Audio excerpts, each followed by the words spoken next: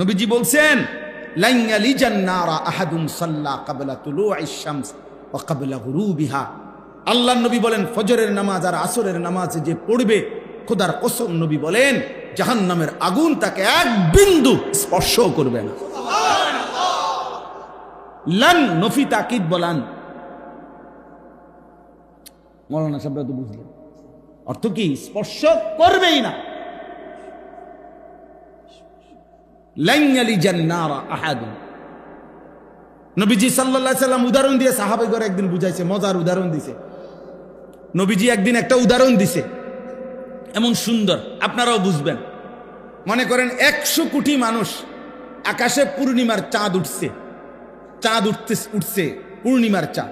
যদি এই পৃথিবীর 800 কোটি মানুষও একসাথে পূর্ণিমার চাঁদ দেখতে চায়, তাইলে একজনের দেখার কারণে, 1000 মানুষের দেখার কারণে অন্য কারো দেখতে কোনো অসুবিধা হবে?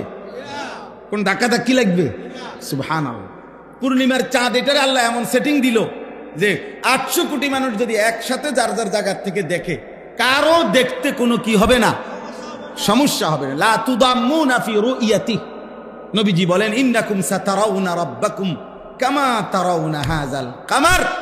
আমার উম্মত কিয়ামতের দিন হাসরের ময়দানে আমার ইমানদার উম্মত আমার আল্লাহকে এভাবে দেখবে দুনিয়ার কোটি কোটি মানুষ পূর্ণিমার চাঁদকে যেভাবে দেখে। লা তুদাম্মুনা ফি রুইয়াতি। নবীজি বলেন পূর্ণিমার চাঁদ দেখতে গিয়ে যেমন কারো সাথে কারো ধাক্কা লাগে না, কারো সাথে কারো কি ভিড় হয় না, কারো সাথে কারো বাধাগ্রস্ত হয় না দেখতে, এরকম সমস্ত কোটি কোটি ইমানদার উম্মত আমার আল্লাহকে দেখতে কোনো ভিড় হবে না, সবাই দেখবে মালিকের। তো নবীজি বলেন এই আল্লাহকে যদি পূর্ণিমার চাঁদের মতো অপলোক নয়নে দেখতে চাও উম্মত, তাহলে আমি রসুল বলতেছি তোমরা তোমাদের সর্বোচ্চ সাধ্য দিয়ে 2টি নামাজ, ফজর এবং আসর, এই 2 নামাজ তোমরা পড়িও। আমি নবী ওয়াদা দিলাম পূর্ণিমার চাঁদের মতো তোমাদের রব আল্লাহকে তোমরা হাসরের ময়দানে দেখবা।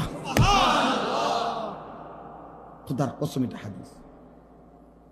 فإن استطعتم أن لا تغلبوا على صلاة قبل طلوع الشمس وقبل غروبها فافعلوا। এই হাদিস। যদি পারো আল্লাহকে দেখতে মন চায় তো আল্লাহর নবী বলেন কোনোভাবেই যত কষ্টই হোক ফজর আসরের নামাজ ছেড়ো।